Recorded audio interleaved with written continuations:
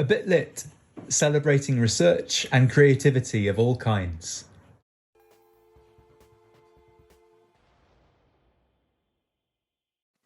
Hello and welcome to A Bit Lit. I'm delighted to be joined by the project team for the research project Engendering the Stage. And I wondered if you could start by each telling me a little bit about who you are, what you're doing on the project, and how your research interests have led you to this project. And I'm going to just call on people as they appear on my screen. So Oliver, would you mind starting us off? Sure. So I am a second year PhD student at the University of Roehampton, and my research specialises in the idea of porous masculinity. So I'm interested in the ways in which masculinity is not this kind of homogenous blob, but instead kind of these disparate things that either collectivize into wider concepts or kind of how they might be considered a local thing that is something that might tour around the nation or around the continent. Oh, that's fascinating. So the idea of masculinity is sort of place-based in the one hand, but also portable or travelling. And permanently shifting in the process. Brilliant. Thank you, Oliver. And Erin, would you be happy to go next? Hi, I'm Erin Julian, and I'm the postdoctoral fellow on Engendering the Stage. And my research in the past has focused on gendered violence and sexual violence and women in early modern drama, and has more recently been moving towards just gendered performance, embodied gendered performance on the stage. So this is sort of right up my alley in terms of the kinds of things that I'm interested in looking at. Fantastic. So the kinds of questions that Engendering the Stage is asking are the questions you were already asking of kind of what it means to embody gender on the stage. Yeah, and I'm now thinking about the ways that certain bodies are left out of archives, which are questions that are at the heart of Engendering the Stage. Oh, fantastic. Okay, well, I look forward to hearing more about that in a moment. Claire, would you be happy to go next? Hi, I'm Clare McManus. I'm a professor in early modern literature and theatre at the University of Roehampton, and I've been working for a while now on women's performance, early modern women's performance, and thinking about the gendering of performance, and doing quite a bit of textual editing as well. And that kind of all comes together in this big archival project, Engendering the Stage, in which we're going to try and find out if the evidence around which early modern theatre history is based is as we thought it was, or if there is evidence of different and diverse kinds of people performing.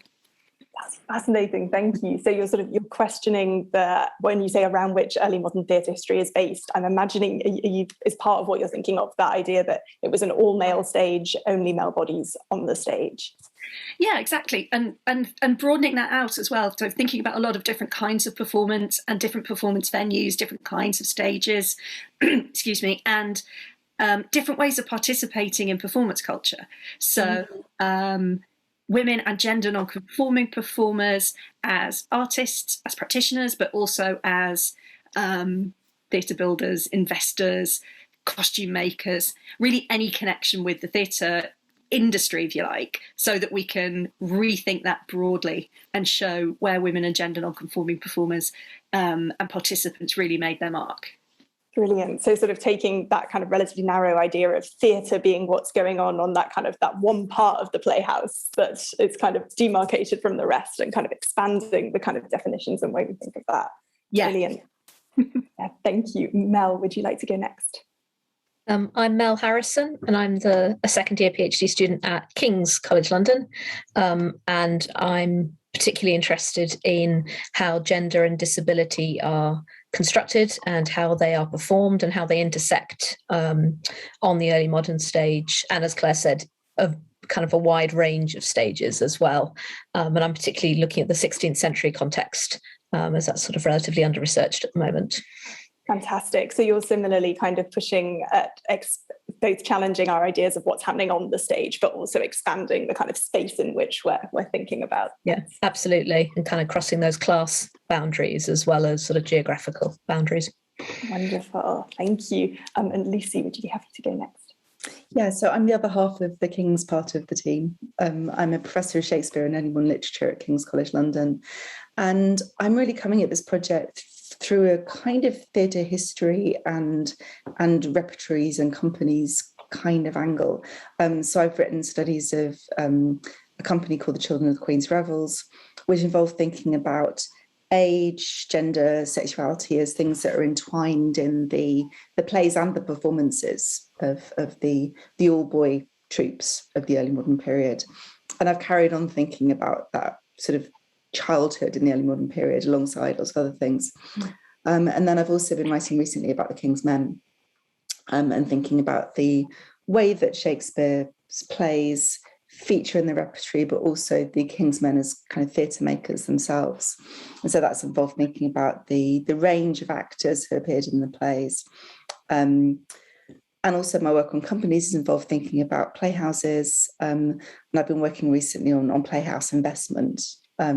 So I'm sort of coming at this project from a number of angles. And the final one, I guess, is that I was a co-investigator on Before Shakespeare, along with Andy Kesson and Callan Davies of this parish. And that was a project that was trying to reconsider the theatre of the period between the 1560s and 1590s, and to really shed new light on a neglected period of theatre history, and of performance culture as well. Wonderful. So it sounds like, but by your kind of very specific playhouse and company focus, in a way you're using repertory studies to give us a kind of challenge the narratives of the all-male stage in a slightly different way, by looking at kind of adult bodies versus children's bodies, and looking at the way that a kind of company identity might have shaped ideas of gender. Absolutely, yeah. And one of the things that we're thinking about in the project is the, what we can trace of the lives and careers of individual boy actors, and the ways in which their performances were gendered, and we're interacting with kind of current research that's coming out of queer and trans studies in that respect as well. Fantastic. And I'll hope to hear more about that in a moment as well. But so I'm keen to ask more questions that will maybe give us a kind of glimpse inside your research project and the kind of findings you've been coming across. But I'm aware that there are a couple of project team members who aren't joining us today. And I wondered if you wanted to say any more about them before we move on to kind of introduce them into the conversation. Yeah, that would be great.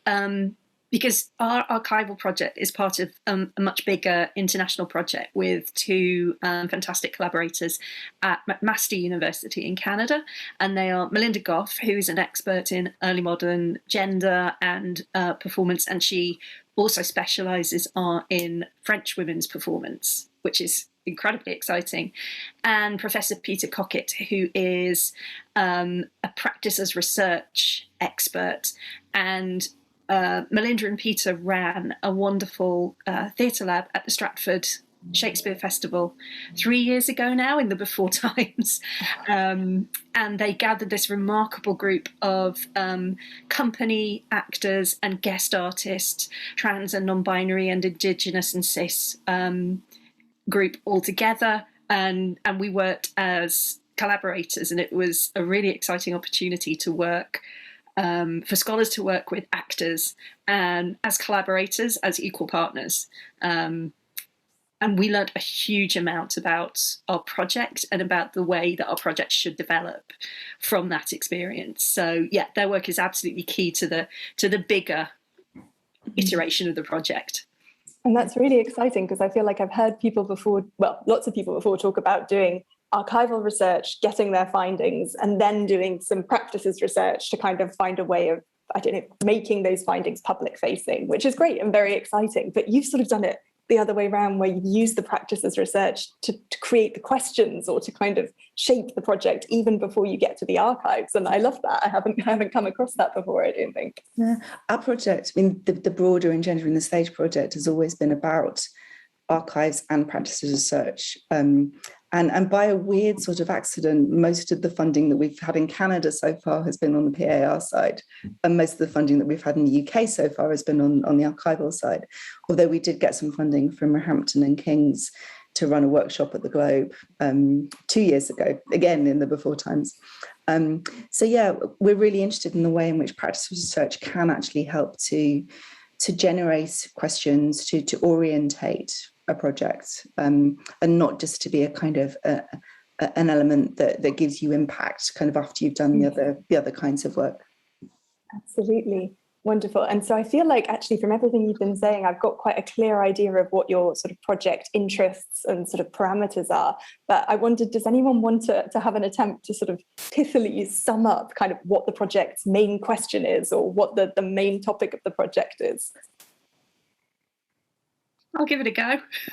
Great, thanks, Claire. To my mind, it is reinvestigating the evidence base for early modern theatre, really broadly, inclusively defined, and making space, using our findings to make space for an inclusive theatre history that involves female identified and gender non-conforming performers and performers of colour.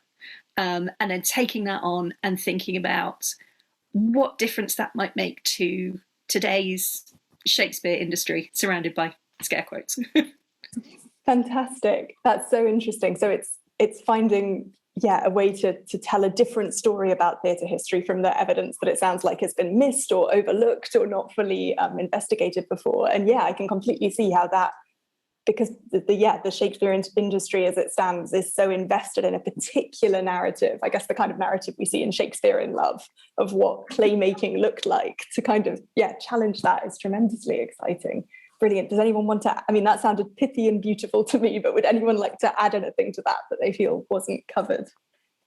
I'm really happy with that. Well done. Fantastic.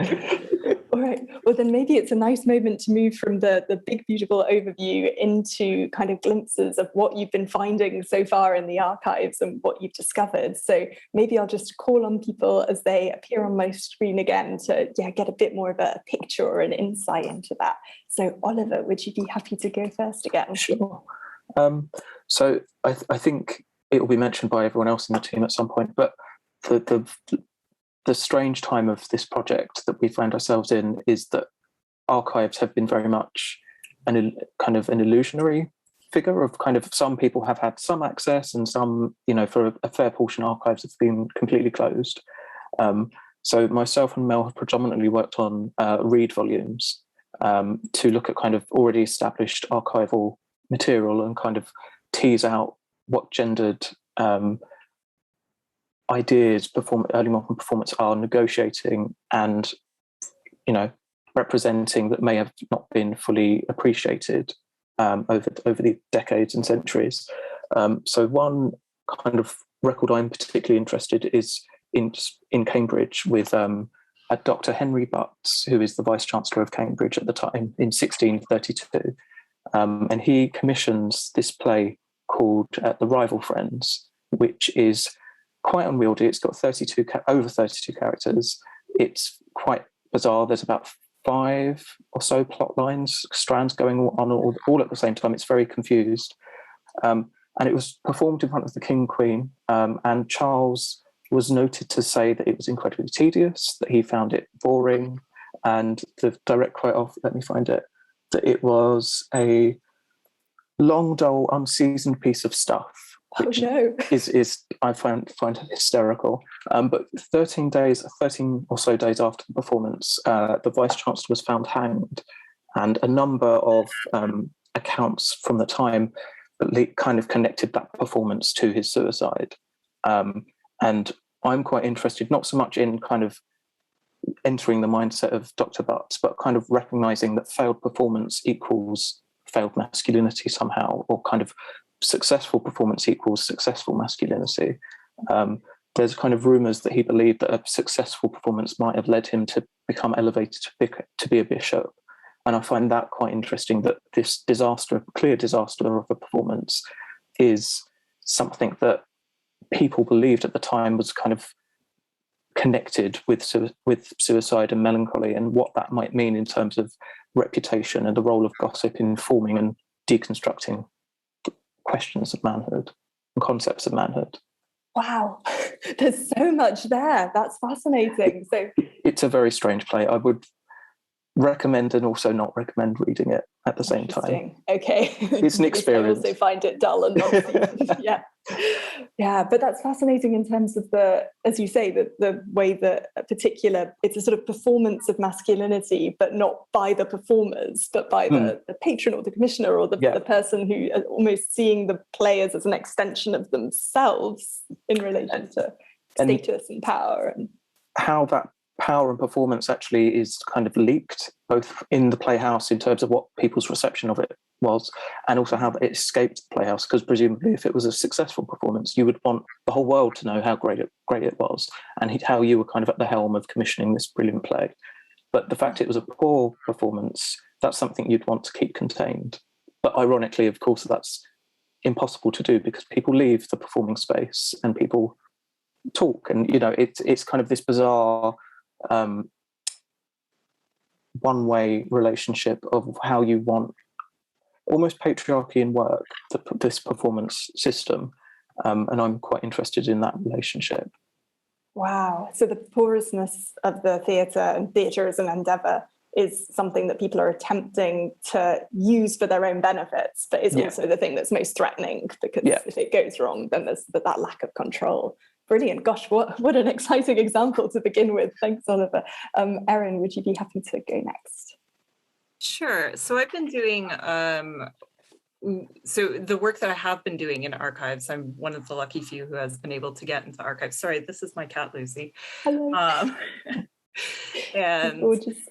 I've been going through some of the court documents where we know there are records of performance, and going to sort of the early edges of those series to try to see if there's anything in the periods that are not often associated with the public stage, and so tend to get a little bit neglected. But the thing that I'm really excited to be doing is next week I'll be going to the Kent archives for the very first time and starting to explore the records around Lady Rachel Fane, who has been written about a little bit, but I'm very interested in what's happening in spaces where we know there was performance, but because that performance is happening in strange times. So Rachel Fane and her eventual husband and their whole family are royalists. So when the Civil War happens, they're sort of having a contentious relationship with the parliaments. But we also know that in both her childhood house and possibly in the house that she shared with her husband, the Earl of Bath, there were performances going on. She basically grew up surrounded by a performance culture. Her parents had a library with Beaumont and Fletcher's works and the Johnson folio. They were receiving the royal visitors. The king visited the house, and we know that at the age of 14, she penned probably her most famous work, which is the May Masque, which when you read it is shockingly well put together. Like it does not read like it is something that a 14-year-old would write. And it very clearly indicates to me and to a lot of people who have worked with her that she was clearly in this environment. So this is leading me to ask questions about the role that women are playing when they perhaps are not involved in public performance, but are clearly part of a performance culture that's a little more hidden away in domestic spaces. That's fascinating, thank you. And also a beautiful double act performance from you and your cat. Sorry. No, it was wonderful. It's a great example of working with animals and the joys and perils in talking about being around the edges of the public stage. And I suppose that's another distortion of the narrative around performance, that we've tended to focus so exclusively on this particular performance context. And it was fascinating to hear a bit about the performance tradition in which Fane's working, the political context in which she's working, because I've seen the May Masque, and as you say, it's an astonishingly accomplished text, but I'd only ever looked at it as a sort of, this is an interesting sort of survival of a particular performance in a particular household, domestic, familial context. rather than, and the fact that it includes direct address to members of the family and the audience and thinking about it in those terms. But it sounds like you were able to situate it as part of, a much larger conversation and tradition, kind of performance tradition. Well, I'm slightly hoping to, and some of this is, we would have liked to have been at Kent much earlier, but because of pandemic closures, we just haven't been able to get there. But I'm sort of hypothesizing here, but one of the things I'm keen to have a look at is the correspondence between both Rachel and her correspondence and also her husband, because as the Civil War starts unfolding and they go up to, I believe, to Devon, and they're sort of living a bit of a reclusive life in Devon, and he's receiving a lot of letters, it looks like, concerning political affairs, asking him to come back to Parliament. But amongst his correspondence, his friends are also writing to Rachel. So there appear to be some letters to her, and similarly letters from shared correspondence in her set of correspondence. So I'm sort of keen to see how involved she is in the political narrative that's going on, and the role that sort of these private entertainments, private hosting, that is playing in establishing a kind of political community, which is something that I think we don't give women a ton of credit for doing. Totally. And that's so interesting as well, because it suggests, and I'm sure we'll get more of a picture of this, the wide range of different kinds of sources this project is working with, from records of early English drama to looking at letters and these kind of other kinds of contexts you might not automatically put a kind of situate in relation to the theatrical. Brilliant. Thank you, Erin. And Claire, would you be happy to go next? Yeah, absolutely. Well, everybody here knows that I'm obsessed with rope dancing and obsessed with a rope dancing and tumbling company called the Pedals. And they're the Pedals. Pedals. P-E-A-D-L-E-S. The Fantastic. Pedals. And a woman called Cicely Pedal, who is for a short time the leader of the company in the 1630s, and a couple of other people have looked really briefly at Cicely Pedal, Mark Eccles, Philip Butterworth, and as a great PhD dissertation by a Canadian scholar called Sarah Muller, and I wanted to go much further into this, so I've been looking an awful lot at rope dancing and what it means for women to perform rope dancing, what they might wear, the different kinds of acts they might perform, and thinking really hard about the explosive and really muscular, dynamic form of femininity that we see performed on the ropes, in contrast to what we might expect to see in female identified roles in canonical drama. So I started looking into Cicely Pedal, and this troupe is really amazing, actually. They play at court for James VI and first, and for Anna of Denmark. The Scholar King likes his rope dancing. And they tour basically up to Coventry and then all the way down through southern and southwest England. But they seem to be a transnational company. They seem to also have a base in the Netherlands. And they play throughout Germany. They're found at court in Brandenburg, where we get a little description of what they do. So they're a transnational mobile company with a temporary female troupe leader who may herself be a rope dancer, performing this kind of mobile, flexible, powerful, springy, bendy femininity up on the ropes. So I started to think about what difference that then makes to the plays that we know about. Because as much as we're definitely looking around the edges for evidence, I think we're also pretty keen to take it in and see what difference that evidence makes to the centre, to the canon. And I started to think about all of those skulls and corpses and monuments and statues and all the ways in which women are reified and objectified, particularly in that, that really lush decade, the first decade of the King's Men, kind of Hamlet to the Duchess of Malfi, where every woman becomes one of these objects. And that kind of thinking about rope dancing and thinking about those plays made me wonder whether the King's Men maybe in particular are generating a version of performed femininity that's in opposition to what you can see everywhere else and inside the playhouses, because we do have evidence of women tumblers and women acrobats and rope dancers inside the playhouses.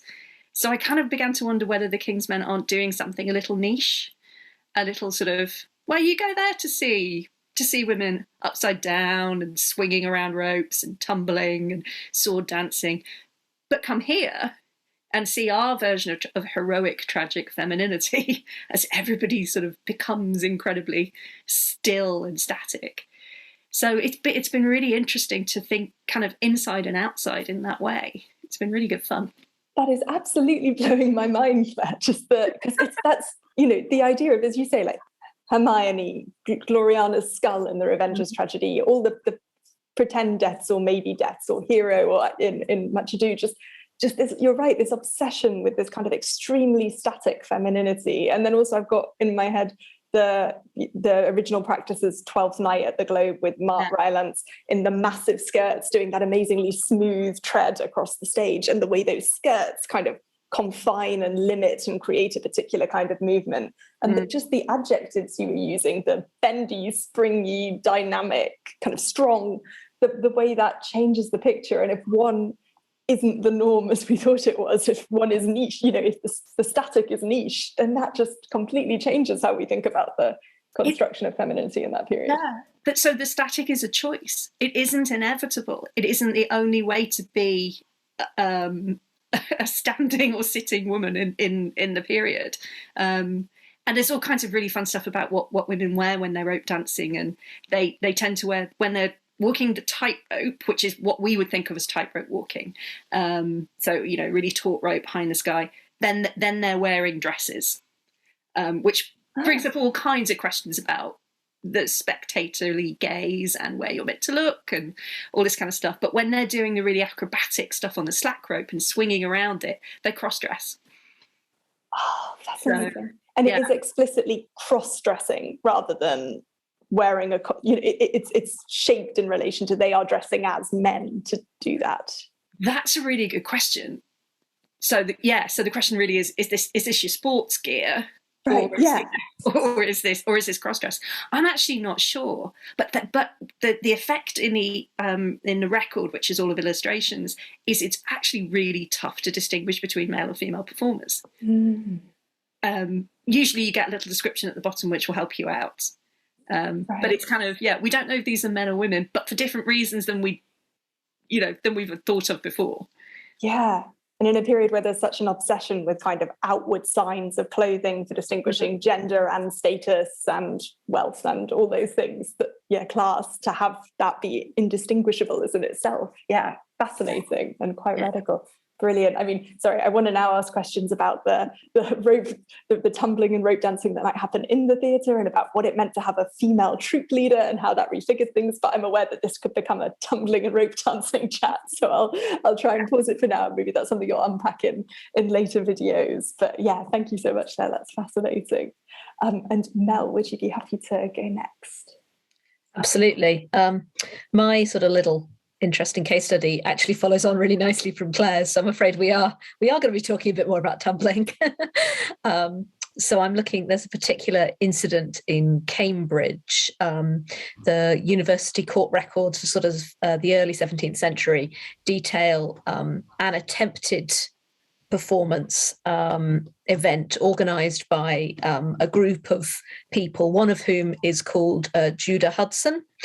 And she's also known by another name, which has just been causing huge amounts of enjoyment in the team. Her other name is Jumping Judy, which, kind of ties really nicely into Claire's ideas about this kind of alternate strong femininity and this athleticism that women are able to show.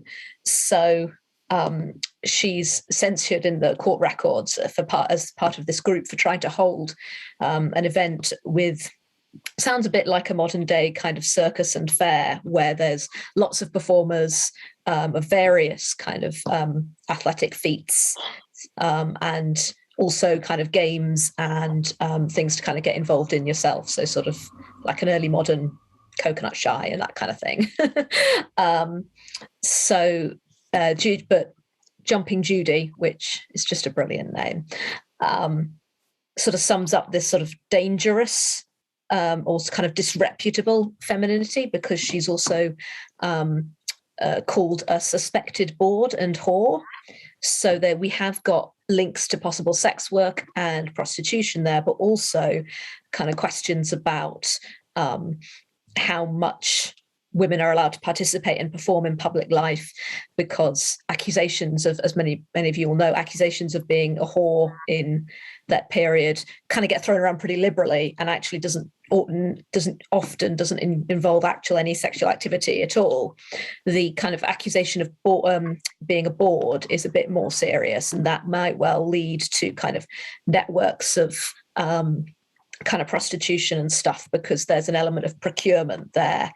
And that kind of organizational level is something I'm really interested in as well, because she's working with these people to potentially put on this event. And so there's an element of like kind of the organizational network she can call on to populate, for performers to populate this event. So whether that's networks of kind of sex workers, or whether that's networks of performers, and when kind of how much they might overlap. And also, I mean, there's so much in this record, also questions of sort of hyperability and your kind of excitingly non-normative body, and how you might monetize that, how other people might monetize that, and how that might be kind of performed and interpreted. So Jumping Judy in Cambridge in the early 17th century is a fascinating figure I'm keen to read more about, and that was drawn from the records of early English drama, same as Oliver's. So fantastic. It sounds like they've been a real resource in a time absolutely. when other archives they'd be a real resource anyway, but particularly at the moment. And Jumping Judy sounds amazing. And I think that's so interesting what you were saying about whore being a slur that's kind of thrown around liberally. But it's interesting because I feel like I often come across it in relation to speech, a woman being too free in her words creates that kind of accusation, while you're talking about her transgressive freedoms and non-normative freedoms, I suppose, of her body.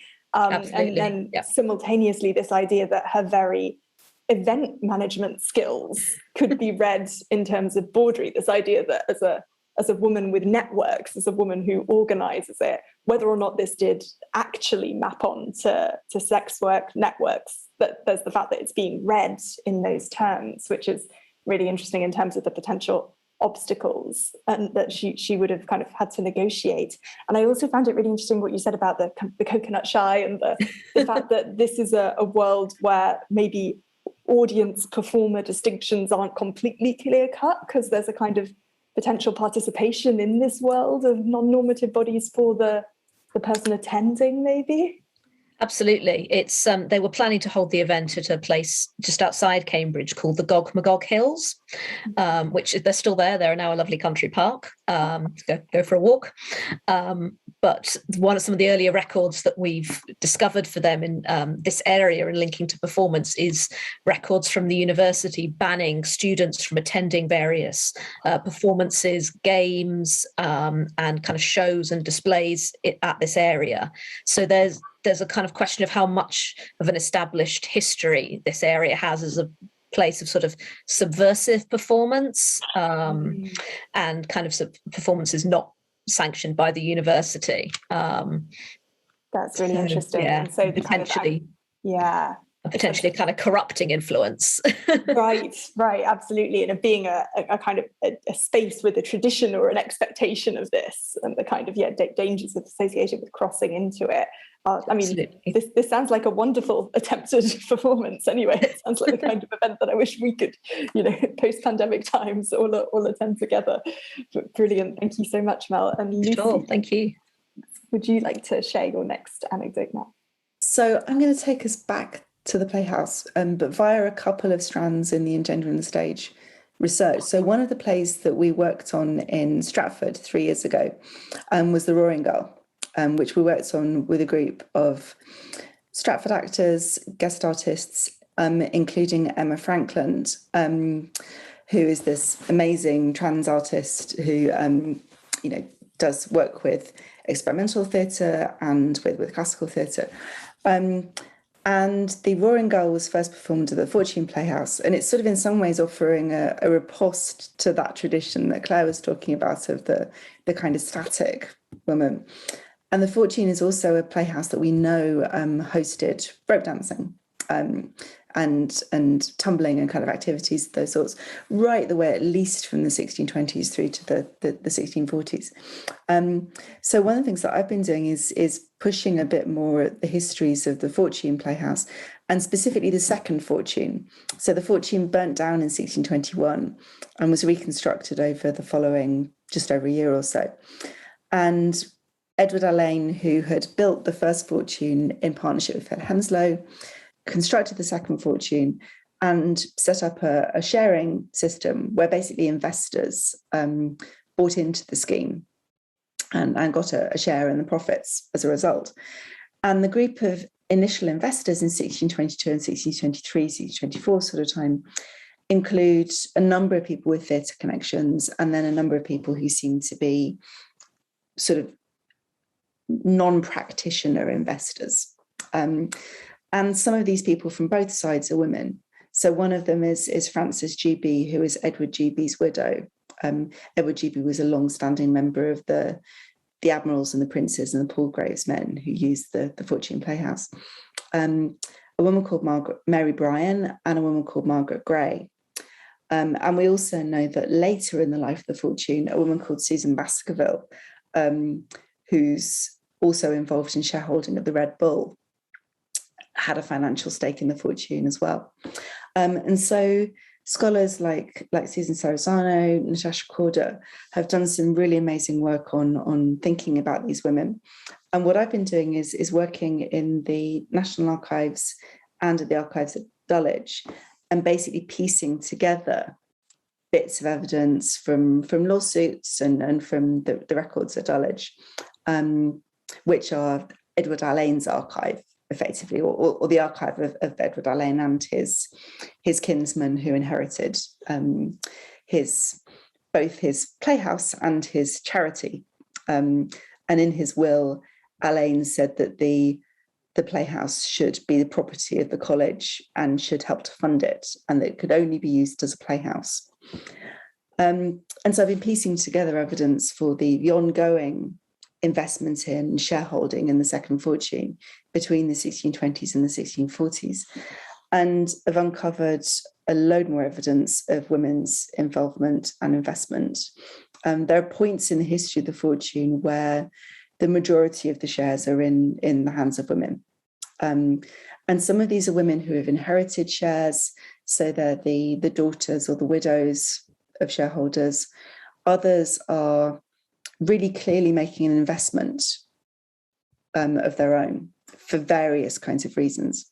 And one of them is Margaret Gray. And one of the things that I'm most fond of that we've found so far is a deposition by Margaret Gray in one of a number of kind of interminable lawsuits over the Fortune. And she claims to be, I think, about 80 at the time. And we have her mark on this deposition, her signature, in fact, on this deposition. And she mainly says she can't quite remember what had happened, which is a bit disappointing. But yeah, it's part of, we I think tend to think of her as slightly aberrant in terms of the history of the Fortune Playhouse, but actually women's investment in that playhouse seems to be completely normal. That is amazing. That's an amazing story, because I think, yeah, again, my mind is blown in terms of my previous assumptions, because I think mainly I always think about Shakespeare and the King's Men when I'm thinking about companies and shareholders and what owning a theatre would look like. And I guess if I'd ever even thought about it properly, I might have assumed that maybe a bit like how the widow of a printer might have then taken over the print company, that maybe, as you say, there might be those kinds of examples. But the fact that there was sometimes at some points the majority of the shareholders were women, that does just completely change the picture, right? That's a different kind of power structure and dynamic, and yeah, just a different picture of who is making the theatre, who is behind it. Yeah, and there's been a tendency, I think, for theatre historians to be a bit kind of snobby about the shareholders who weren't theatre makers, and not really to take them entirely seriously. Whereas we're really interested in these people in the way that Natasha Corder and Susan Serrazano have been. But doing this concentrated work is revealing a bigger picture there. How exciting. Yeah, and wonderful to have a deposition that gives you direct access to one of their voices as well. Although what a shame that she doesn't remember. She remembers some things, but there's just lovely moments where she goes, well, you know, this deponent saith that she does not perfectly recall. Which is fair enough, clearly. Oh, brilliant. Well, thank you so much, everyone. This has been such an exciting snapshot of the things you've discovered so far in a kind of range of different archives and places that are clearly going to turn the field of early modern theatre history on its head and completely change how we think about it all. So I look forward to hearing about what you discover in the time to come. Sadly, we're probably going to have to start wrapping it up now. So maybe I'll ask two more questions, and the first will just be for anyone who wants to volunteer. What is next for the project? Are there any kind of next steps you've got coming up? Well, getting into the archives a bit more. So we've had sort of limited access to the National Archives and the London Metropolitan Archives and the archives at Dulwich. But it's starting to kind of loosen up a bit now. But for a long period, you were very limited in how many visits you could book, how long you could be there for, how many documents you could actually look at. Things like microfilm readers have been off limits at some archives. Right. So certain kinds of material have been harder to access or inaccessible. So we're kind of keeping our fingers crossed that things will continue to improve in that respect. And as Erin was saying, she's going to the archives in Kent next week. So that'll be our first foray into the archives outside London, which were always supposed to be a major part of the project. Fantastic. Yeah. And it's great that this is what you've managed to achieve, even with the extremely limited access you've had. So yeah, I can imagine it will make an incredible difference being actually able to freely access things again. Brilliant. And then I'm going to ask a final question, which is the question with which almost all A Bit Lit videos end, for anyone who wants to pick up. And that is, what is literature?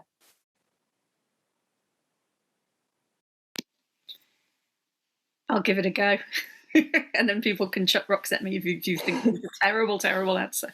I think literature and all the things that surround literature are records of ourselves, and they are ways for us to understand ourselves through the past and through the words of others. And that kind of the leap of empathy that requires, I think, is hugely, hugely important.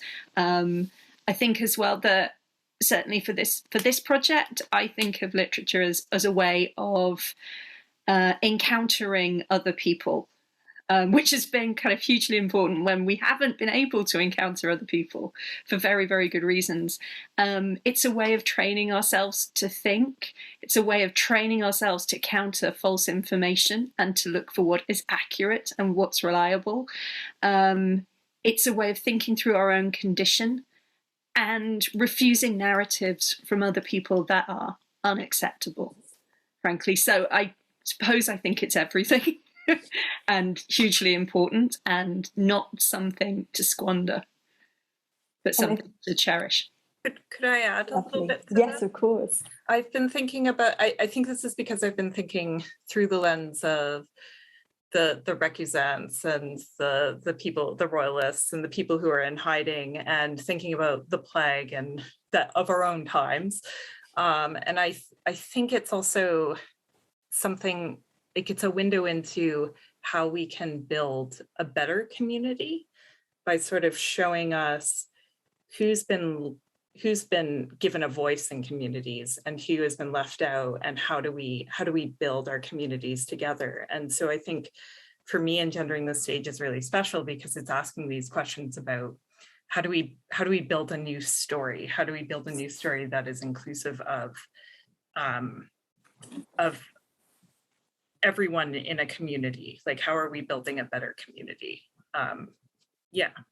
Wonderful. Yeah. Thank you, Erin. So I think, yeah, what Claire was saying about encountering other people and what Erin's saying about building a community through that is such a beautiful way of expressing what it means to create a more accurate and therefore inclusive theatre history that shows all the things that have been previously overlooked.